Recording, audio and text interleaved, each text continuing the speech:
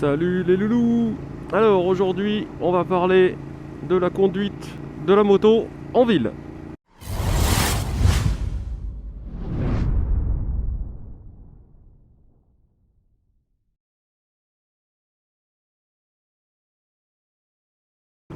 Alors en ville on a pas mal de pièges au quotidien qu'on ne retrouve pas forcément sur route en extérieur. Alors ça a l'air con ce que je vais vous dire, mais euh, respectez les limitations de vitesse au moins en ville. Après en dehors faites comme vous voulez.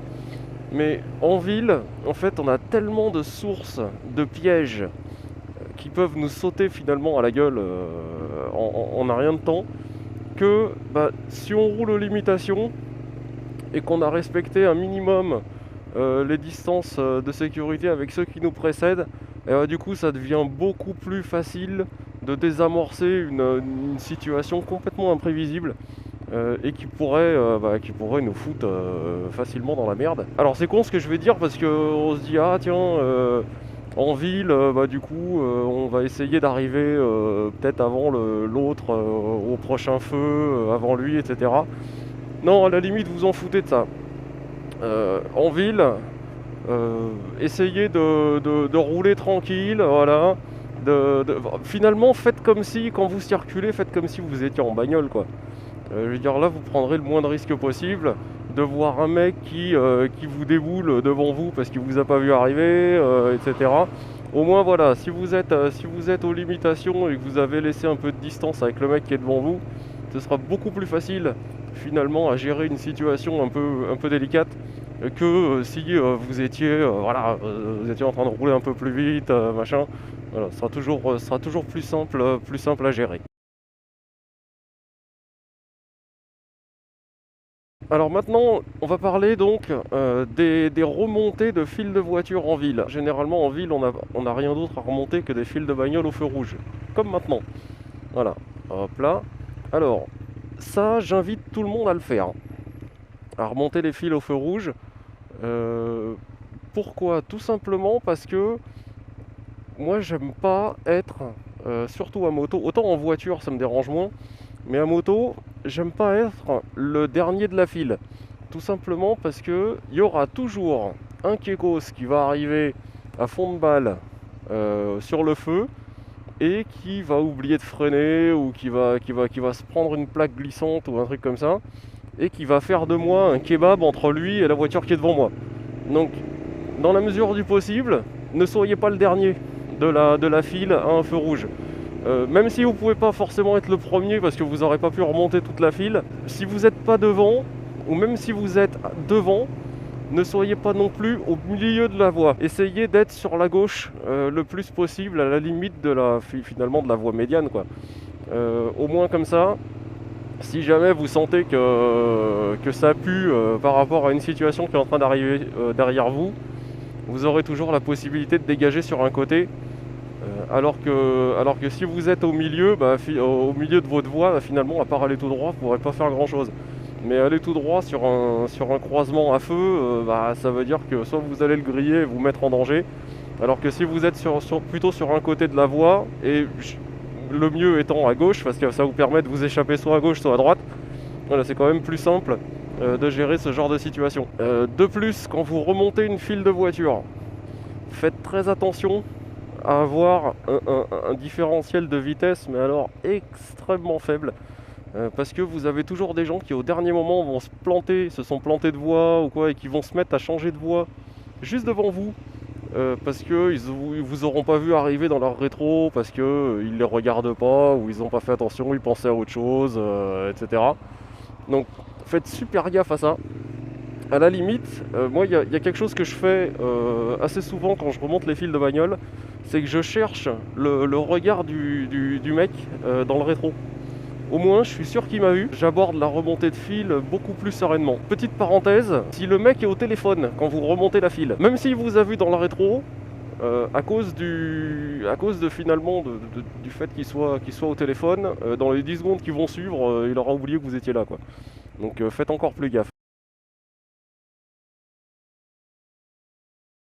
Alors en ville, on a quelque chose qui nous emmerde assez particulièrement, c'est quand vous avez des voitures qui sont garées le long de la voie, que vous avez la personne qui va ouvrir la portière en grand pile au moment où vous passez. Alors d'où l'intérêt de ne pas circuler sur la droite de sa voie, mais au moins au milieu, si ce n'est à gauche.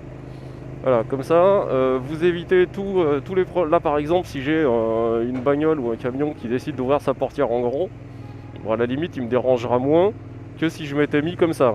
Là, si je suis ici et que j'ai une portière qui s'ouvre, je risque d'être emmerdé. Voilà, donc hop, au milieu ou sur la gauche, comme ça, vous êtes peinard. Personnellement, je déteste les ronds-points. Euh, Pas parce que ils nous obligent à tourner à droite, à gauche, à machin, hein, pas du tout.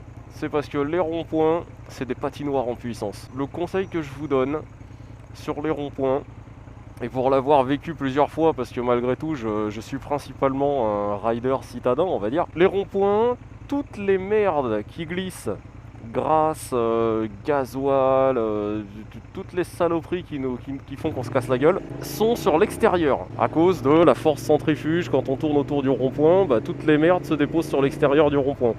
Donc les ronds-points, dans la mesure du possible, prenez-les le plus au milieu possible, ou voire même à l'intérieur.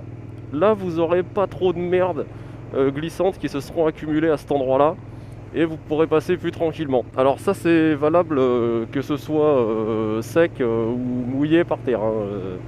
Un rond-point qui sec, ça glisse quand même, hein. Ça glissera beaucoup moins, mais ça glisse quand même. Il y a largement de quoi se faire surprendre. Alors, un passage que j'adore, les bandes blanches sur la route ou les raccords de bitume. Alors les bandes blanches, alors là je vous apprends rien, c'est une merde sans nom, même sur le sec, si vous passez tout droit dessus, bon à la limite il n'y a pas de risque, sauf si vous accélérez comme un goré au moment où vous passez sur une ligne blanche, bah, vous allez chasser du cul, mais voilà, à part ça, il n'y a pas grosse difficulté. Là où ça devient compliqué finalement, c'est quand on est sur l'angle et qu'on passe sur un passage piéton ou quelque chose. Là, il n'y a pas 36 solutions. Soit vous avez la possibilité de passer entre, soit bah, si vous ne pouvez pas, bah, serrez les fesses et priez pour que voilà, vous n'allez pas vous faire une grosse glissade ou un truc comme ça sur la bande blanche. Les bandes blanches, quelles qu'elles soient, sont à aborder comme si vous abordiez une plaque de verglas. Enfin, j'exagère un peu, mais franchement, à peine quoi. Et on a la même problématique avec les raccords de goudron. Alors les raccords de goudron, ça c'est une belle merde aussi. Tous les goudrons ne se valent pas, forcément. Donc en fonction des goudrons qui sont utilisés, vous allez en avoir des qui glissent et des qui glissent pas. Chaque raccord de goudron, du coup, bah, vous allez avoir une accroche différente du pneu dessus.